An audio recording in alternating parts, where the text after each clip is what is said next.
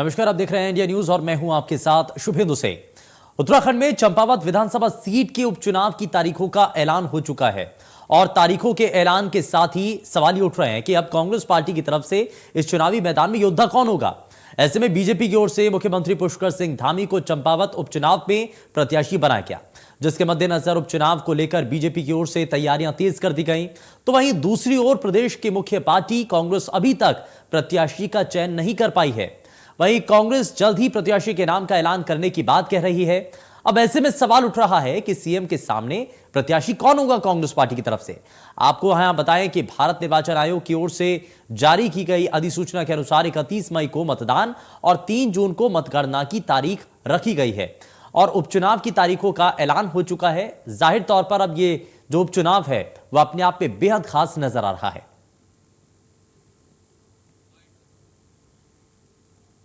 जिस दिन से उपचुनाव की घोषणा हुई थी, संगठन के तौर पे हमारे कार्यकर्ता जमीन पर धरातल पर कार्य कर रहे थे, मजबूती के साथ पार्टी के प्रत्याशी को लड़ाने के लिए तत्पर हैं और अब पूरी मेहनत कर रहे हैं। अध्यक्ष जी का दौरा गढ़वाल का 9 तारीख तक प्रस्तावित है और कई लोगों ने अपनी इच्छा जाहिर की है कि वो चुनाव लड़ना चाहते हैं चंपावत से, जिसमें कि हमारे जो अभी जो है हारे हैं विधायक हिमेश जी, वो भी जो है शामिल हैं। तो वो जितनी भी एप्लीकेशन है सबकी समीक्षा की जाएगी, प्रदेश के शीर्ष नेतृत्व के साथ बैठकर अध्यक्ष जी करेंगे। उसके बाद एक मजबूत प्रत्याशी धामी जी के सामने कांग्रेस पार्टी खड़ा करने का कार्य करेगी।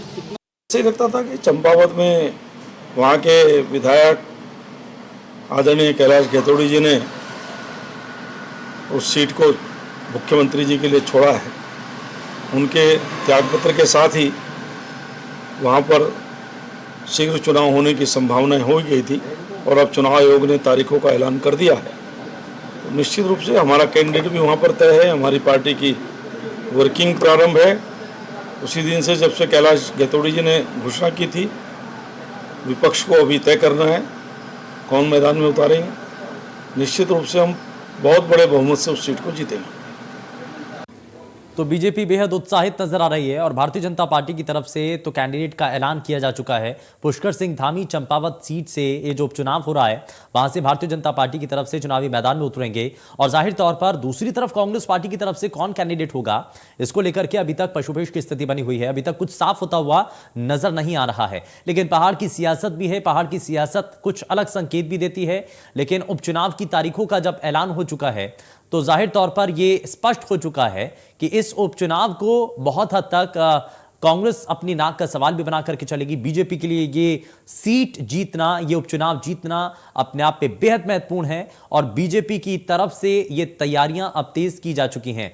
बाकायदा इसको लेकर के ग्राउंड जीरो पर चंपावत के अलग अलग क्षेत्रों में जाकर के भारतीय जनता पार्टी के नेता बूथ स्तर के कार्यकर्ताओं के साथ मिलकर के आगे की रणनीति तय कर रहे हैं। उपचुनाव की तारीखों का जब से ऐलान हुआ उसके बाद से ही इन तैयारियों को और भी ज्यादा तेज किया जा चुका है। लेकिन जहां एक तरफ बीजेपी की ये तैयारियां दिख रही हैं तो वहीं कांग्रेस पार्टी अभी तक अपने चेहरे को मैदान में उतारते हुए नजर नहीं आ रही है। यानी कि अभी तक कांग्रेस पार्टी की तरफ से कोई चेहरा उतरता हुआ नजर नहीं आया। क्या कांग्रेस पार्टी की रणनीति है ये जरा समझ लेते हैं। और इस बीच हमारे साथ 2 खास मेहमान कार्यक्रम में जुड़ चुके हैं। हमारे साथ भारतीय जनता पार्टी से प्रदेश प्रवक्ता विनय गोयल कार्यक्रम में जुड़ चुके हैं और कांग्रेस पार्टी से प्रदेश प्रवक्ता प्रतिमा सिंह हमारे साथ कार्यक्रम में जुड़ चुके हैं। दोनों का ही बहुत स्वागत है। विनय गोयल साहब, इस उपचुनाव की तारीखों के ऐलान के साथ ही एक नई तरीके की जंग शुरू हो चुकी है। चंपावत उपचुनाव में कौन जीतेगा और किसकी तैयारियां सबसे ज्यादा मुकम्मल हैं, इसको लेकर के अभी से ही चर्चाएं शुरू हो चुकी हैं और यह कहा जा रहा है कि जो इन तैयारियों को पहले से मुकम्मल कर लेगा उसके लिए जीत का रास्ता थोड़ा सा मजबूत हो जाएगा। कुछ ऐसा ही मान रही है बीजेपी? नहीं, भारतीय जनता पार्टी की तैयारियां आप सब लोगों के सामने हैं और दिखाई भी दे रही हैं और मुझे लगता है कि भारतीय जनता पार्टी ने जो तैयारियां की हैं वो एक यहाँ का रिकॉर्ड बनाने के हिसाब से हम तैयारी कर रहे हैं। जीत तो निश्चित है ही, हम विजय का रिकॉर्ड बनाना चाहते हैं और उसके हिसाब से हमारी तैयारियां हैं। एक एक बूथ की हमने पूरे प्रदेश भर में, केवल चंपावत की नहीं, हमने पूरे 11,600 बूथ की सबकी मॉनिटरिंग हमारी पार्टी कर चुकी है। हम सब जगह विनय साहब, ये जो उपचुनाव है ना, ये बड़ा महत्वपूर्ण चुनाव है, ये बड़ा जरूरी चुनाव है। ये कांग्रेस के लिए जितना जरूरी है उतना बीजेपी के लिए बहुत ज्यादा जरूरी हो गया चुनाव। मैं इसीलिए बता रहा हूं आपको कि जहां आज भारतीय जनता पार्टी की सरकार है, पूर्ण बहुमत की सरकार है, उसके बावजूद भी जिन 3,500 बूथ में भारतीय जनता पार्टी जीत नहीं पाई, हम पहले से उन सभी बूथों पर जीतने की रणनीति बना रहे हैं। चंपावत भी उसमें है। अब चंपावत आ गया है तो चंपावत में भी जिन बूथों पर हम इस चुनाव में नहीं जीत पाए थे, उनको भी हम जीतने की पहले से रणनीति बना रहे हैं। हाँ। तो मुझे लगता है कि हम भारी बहुमत से ये चुनाव जीतने वाले हैं। और चंपावत की जनता, मैं जैसा कि आपको बता रहा हूं, हाँ। कि इस बात को लेकर गदगद है कि उनके क्षेत्र का प्रतिनिधि प्रदेश का मुख्यमंत्री बन गया है। तो मुझे लगता है कि इससे ज्यादा खुशी की बात किसी अच्छा, एक मैं जरा जल्दी से रिएक्शन ले लेता हूं, उसके बाद मैं प्रतिमा जी के पास आऊंगा। लेकिन जरा जल्दी से एक सवाल का जवाब दीजिए सर, कि इस मुकाबले के अंदर अभी कांग्रेस पार्टी की तरफ से कैंडिडेट डिक्लेयर नहीं हो पाया है। क्या आपको लग रहा है कि अभी तक कुछ संकट चल रहा है या कुछ विचार चल रहा है? मैं जवाब उनसे भी लूंगा, लेकिन आपको क्या लग रहा है इस रेस के अंदर बीजेपी कुछ हद तक कांग्रेस से आगे निकल चुकी है? नहीं, देखिए, मुझे नहीं लगता कि कांग्रेस को तो इतनी देर लगाने का कोई काम ही नहीं था। भाई, इनके पास जो पुराना कैंडिडेट है, अगर उसी को घोषित इन्होंने करना था तो तुरंत घोषणा करनी चाहिए थी। अगर वो उन्हें संभावित हार दिखाई दे रही है, वो समझते हैं कि मेरा जीतना मुश्किल है, हाँ। तो क्यों अपनी बेइज्जती करानी और इसलिए चुनाव से बचा जाए तो किसी और को लड़वा दिया जाए। तो मुझे लगता है कि जो हार का भय है वो वहां टिकट फाइनल नहीं होने दे रहा। ठीक है, जरा जल्दी से एक रिएक्शन प्रतिमा सिंह जी। ये जो इस रेस के अंदर जो अभी तक चेहरों को लेकर के रेस है, नामों को लेकर के अभी तक जो मंथन चल रहा है कांग्रेस पार्टी के भीतर, ये डर दिखा रहा है। विनय गोयल साहब ये कह रहे हैं कि अभी तक पार्टी अगर ये क्लियर नहीं कर पा रही है कि कौन कैंडिडेट होगा, तो इससे पहले जो कैंडिडेट उतारे गए थे उनमें से किसी को चयन कर लीजिए, उनका चयन कर लीजिए। देखिए, मुझे लगता है कि पहले तो भारतीय जनता पार्टी के मुंह से इस तरीके की बातें शोभा नहीं देती, क्योंकि इस प्रदेश की जनता ने आपको 47 विधायक चुन के दिए, और जिस व्यक्ति को प्रदेश की जनता ने नकारने का कार्य किया, एक तो आपने उसको हारे हुए व्यक्ति को मुख्यमंत्री बनाकर प्रदेश की जनता पे एक उपचुनाव थोपने का कार्य किया है, जिससे कि ये जो बोझ है ये हमारे और आपके जो टैक्स के पैसे हैं, मुझे लगता है इस पे पड़ता है। दूसरी बात, अब भारतीय जनता पार्टी क्योंकि हारे हुए व्यक्ति को मुख्यमंत्री बनाया था उन्होंने, इसलिए ये उपचुनाव धामी जी ही लड़ेंगे, ऑफकोर्स ये तो तय है। अब कांग्रेस पार्टी में मुझे समझ नहीं आ रहा कि कल जो है डेट की घोषणा हुई है, उससे पहले ही जब से उपचुनाव प्रस्तावित है, कांग्रेस पार्टी का एक एक कार्यकर्ता धरातल पर जो है अब संगठन के तौर पर कार्य कर रहा है, क्योंकि हमारा चुनाव चिन्ह हाथ का पंजा ही है। जिसे भी पार्टी टिकट देगी, हर कार्यकर्ता उसके पीछे मजबूती से उसे जिताने के लिए लग जाएगा। तो ये कोई यहाँ पे जो है आपस में कोई ये नहीं है कि नाम के लिए कोई लड़ाई नहीं हो रही है। बात ये है कि कई लोगों ने धामी जी के सामने लड़ने के लिए अपनी इच्छा जाहिर की है। उन लोगों के एप्लीकेशंस आए हैं, भुवन कापड़ी जी हो गए, मनोज तिवारी जी, इन लोगों की हरीश रावत साहब का भी नाम है क्या उसमें? इन लोगों ने वहां पर बैठक की है, बैठक में कई नाम प्रस्तावित हुए हैं। और उन नामों पर जो है, क्योंकि ऑब्जर्वर्स ने अपनी रिपोर्ट सबमिट की है, उन नामों पर चर्चा हो रही है। कल जो है एक बैठक भी है, उसके बाद आपके समक्ष एक ऐसा नाम मजबूती के साथ होगा, जिस तरीके से भुवन कापड़ी जी ने खटीमा में पुष्कर सिंह धामी जी को हराने का कार्य किया, उसी तरीके का जो इतिहास है वो आप चंपावत में भी दोहराते हुए देखेंगे। और जो है धामी जी को वहां से भी मुंह की खानी पड़ेगी कि चंपावत और खटीमा मिले हुए हैं। चंपावत की जनता ने देखा है कि वो खटीमा के जनप्रतिनिधि होते हुए उन्होंने खटीमा के लिए कार्य नहीं किया। और एक बात और 10 सेकंड में ऐड कर दूं कि जब वो खटीमा से चुनाव लड़ रहे थे, उससे पहले भी वो 6 महीने तक मुख्यमंत्री थे और मुख्यमंत्री का चेहरा भी थे। तो अगर ये कहना कि इस बार हम चंपावत की जनता को मुख्यमंत्री देंगे, तो मुझे लगता है ये कतई सही नहीं है। और चंपावत की जनता कापड़ी साहब के नाम पर कुछ मंथन चल रहा है। आप ये कह रहे हैं कि आप वहां से यहाँ पर उनको लेकर के आ सकते हैं? सॉरी, मैं सुन नहीं पाई, किसके नाम? कापड़ी साहब के नाम को लेकर के जो चर्चा है, क्या आप लग रहा है कि वहां से यहाँ उनको लाना, ये थोड़ा सा कुछ नो, आई थिंक आपने इसे मिसकोट किया है। जिनकी मुझे लगता है जो भी बाइट्स हैं, ये उनके नाम की चर्चा इसलिए है क्योंकि उन्होंने मुख्यमंत्री को जितने मार्जिन से हराया, और वो मुख्यमंत्री जो उस वक्त भी मुख्यमंत्री थे और मुख्यमंत्री का चेहरा भी थे। तो ऐसे ऐसे ही कोई प्रत्याशी की हम बात कर रहे हैं। इस तरीके के कोई प्रत्याशी होंगे जो कि पुष्कर सिंह धामी जी को दोबारा हराने ठीक है, का कार्य ठीक है, करेंगे। यानी कि मुकाबला आप कह रहे हैं कि दिलचस्प रहेगा, मुकाबला कड़ा रहेगा। सम्मान करती है। हाँ। जब खटीमा की जनता ने कापड़ी जी को चुन लिया है हाँ। और उनको और पुष्कर सिंह धामी जी को नकार दिया है, तो हम प्रदेश की जनता पे एक अपनी सीट खाली करके जो है उसके टैक्स के दिए हुए पैसों पे एक बोझ क्यों बढ़ाएंगे? ठीक है, तो मैंने विनय गोयल ये कहा साहब, कि विनय गोयल साहब जरा जवाब दीजिए। धामी जी के हाँ। सामने लड़ेगा। ठीक है, यानी कि ये जो मुकाबला है वो कड़ा रहेगा। आप कह रहे हैं आप बिल्कुल। कोशिश कर रहे हैं, लेकिन कांग्रेस पार्टी इतनी आसानी से हार मानने वाली नहीं है, नहीं, मुकाबला देखिए, कड़ा रहेगा। इनके भ्रम की स्थिति ऐसे ही साफ दिखाई दे रही है। अगर जो अभी प्रतिमा जी ने जो आपके सवाल के जवाब में उत्तर दिया, तो उन्होंने कहा कि उन्होंने भी इच्छा व्यक्त की है, कापड़ी जी ने इच्छा व्यक्त की है। तो नहीं, मुझे मैंने लगता है नहीं कहा, आपने गलत सुना, मैंने ये नहीं कहा, मैंने कहा कापड़ी जी और मनोज तिवारी जी को ऑब्जर्वर बनाया गया। बातों को सुना करिए फिर बोला करिए। मुझे लगता है शुभेंदु जी, मेरे हिसाब से अगर इनको इनकी बाइट उनका जवाब सुनवा दो तो समझ में आ जाएगा। तो आई डिड नॉट अगर से इनको जो इन्होंने कहा इनको सुनवा दो तो समझ में आ जाएगा। अच्छा, चलिए ठीक है, थोड़ा सा, अच्छा चलिए ठीक है, बनाया गया ठीक है, आप मेरे स्टेटमेंट को दोबारा सुनिए, उसके बाद किसी भी तरीके का बयान दीजिए। आप अच्छा, ठीक है। प्रतिमा जी, मेरी आपसे अनुरोध ये है कि आई थिंक आपको सुनने में गलती हुई है विनय जी, इसलिए मैं आपको सही कर रही हूँ। प्रतिमा जी, मैं कह रहा हूँ मैं नहीं चाहती आप किसी गलत स्टेटमेंट को अच्छा ठीक है, थोड़ा सा आगे बढ़ते हैं, ठीक है, थोड़ा सा आगे बढ़ते हैं, विनय साहब। डिबेट खुद सुन लीजिए, आपको पता चल जाएगा आपने क्या कहा है। चलिए ठीक है, डिबेट के बाद सुन लीजिए इसको। हाँ जी, अच्छा ठीक बिल्कुल सुन है। लीजिए, अच्छा मुझे विनय गोयल पता साहब, है विनय क्या गोयल बोल साहब, रही अच्छा ठीक है, प्रतिमा जी एक मिनट, ठीक है, थोड़ा सा आगे बढ़ जाते हैं। विनय गोयल साहब, लेकिन ये मुकाबला तो कड़ा रहने वाला है, ये तो स्पष्ट है, मुकाबला कड़ा रहेगा। नहीं, मुकाबला तो हम हमेशा तैयार रहते हैं। हाँ। मुकाबला कैसा भी हो, हाँ। हमने रिकॉर्ड बनाने के हिसाब से चुनाव में। नहीं, आप ये कह रहे थे कि वन साइडेड रहने वाला है, तो वन साइडेड तो नहीं रहेगा, ये कांग्रेस पार्टी के प्रवक्ता कह रहे हैं। वन साइडेड भी होगा और नया इतिहास भी बनेगा। देखिए, कांग्रेस तो पिछले पूरे चुनाव के समय दिल्ली के बाहर से चीका टूटने के इंतजार में नए नए कुर्ते सिलाकर बैठी थी, इंतजार कर रही थी कि कब इनका सत्ता इनके पास आ जाए। 5 साल सत्ता के बिना जल बिन मछली की तरह से तड़प रहे थे। हर नेता कहता था कि साहब मुझे मुख्यमंत्री का प्रत्याशी घोषित करो, मुख्यमंत्री का प्रत्याशी करो, मतलब चुनाव जीत नहीं पा रहे हैं और मुख्यमंत्री का प्रत्याशी घोषित करो। तो वो जिस प्रकार की स्थितियां थी वो सबके सामने आई।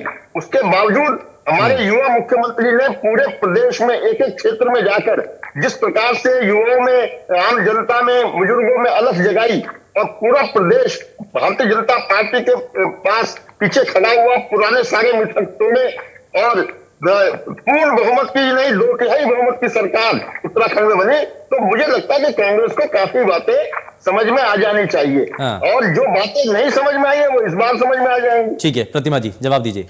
देखिए, मुझे लगता है बिल्कुल मैं भारतीय जनता पार्टी के प्रवक्ता की बात से सहमत हूं कि इतिहास तो बनेगा, और इतिहास ये बनेगा कि प्रदेश के मुख्यमंत्री 2 बार चुनाव हारने का कार्य करेंगे। तो चंपावत में पुष्कर सिंह ये तो धामी जनता जी तय कर लेगी ना, अभी तो समय है इसमें। बल और सरकार का सत्ता का उपयोग कर ले, मुझे लगता है वो जीतेंगे नहीं, क्योंकि चुनाव के बाद से देखिए जो वादे, जो सपने आपने ध्रुवीकरण की आड़ में जनता को भ्रमित करने का कार्य किया, देवतुल्य जनता को, जनता ने चुनाव खत्म होते ही ये समझ लिया कि जिस तरीके से महंगाई चरम पे बढ़ा दी आपने, आज स्थिति समझिए। कोरोना वॉरियर सड़क पर संघर्षरत हैं, पैरामेडिकल स्टाफ संघर्षरत है और बेरोजगारी चरम पर है। फिर से बेरोजगारी, अभी सीएमआई का डेटा आया है, आप समझिए 5.3% पे पहुंच चुकी है। तो मुझे लगता है जनता समझ चुकी है। अभी एक बात समझिए, इन्होंने कहा कि सत्ता के 5 साल आप सत्ता के लिए छटपटाते रह रहे, हम तो 5 साल से सत्ता से बाहर है, हम तो 7 साल अगर देश की बात करें, आप अपनी समझिए,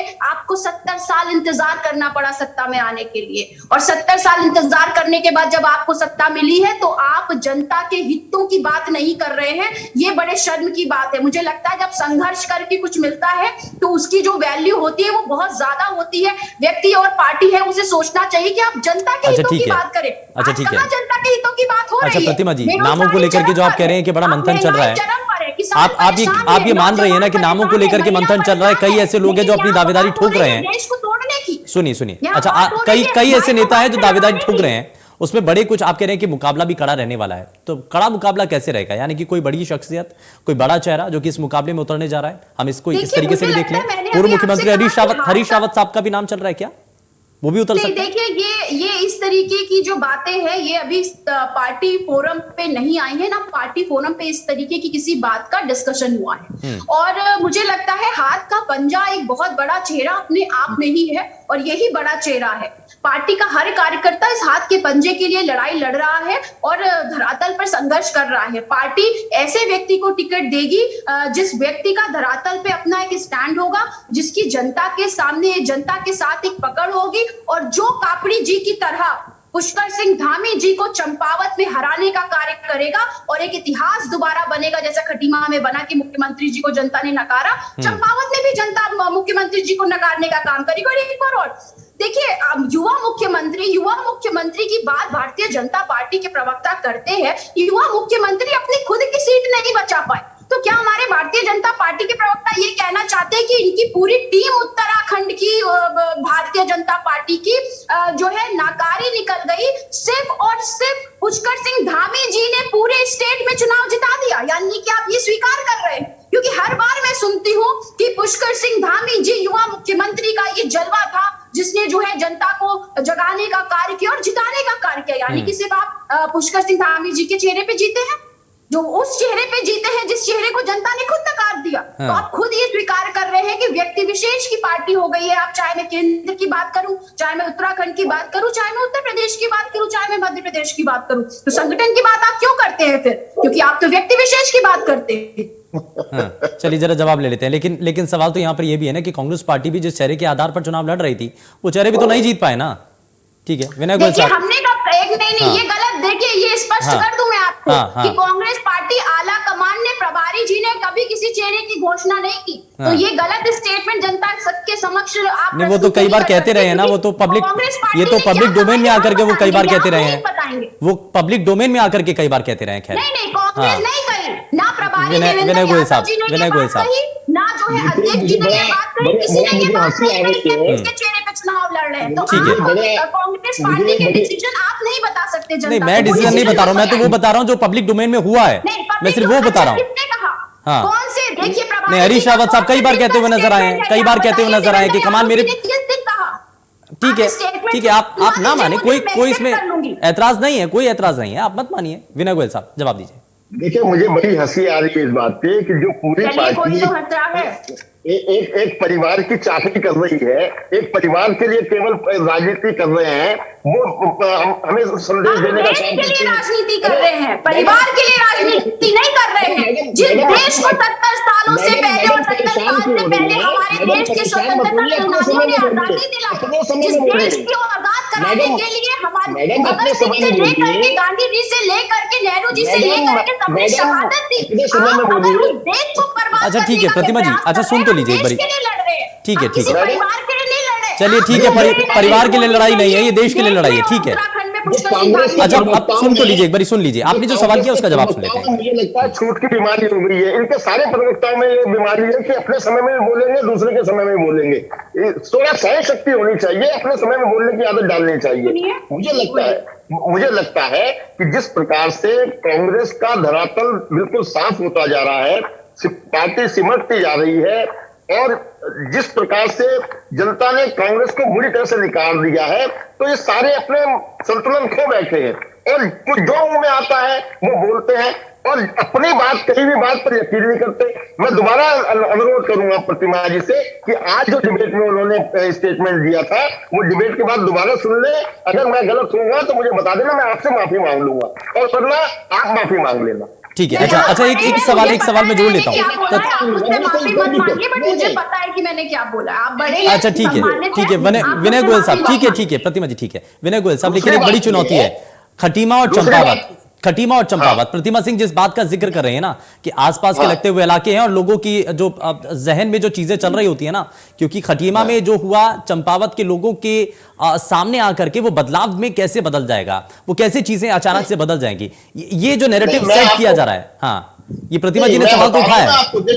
देखिए मैं आपको ये बता रहा हूं कि किसी भी प्रदेश के लिए मुख्यमंत्री बहुत बड़ा नाम होता है और अगर किसी क्षेत्र को, सीमांत क्षेत्र को अगर ये सौभाग्य मिल रहा हो कि उसका चुना हुआ प्रतिनिधि मुख्यमंत्री बनेगा और जो पहले से मुख्यमंत्री बन चुके हैं केवल उन्हें उस पर मोहर लगानी है।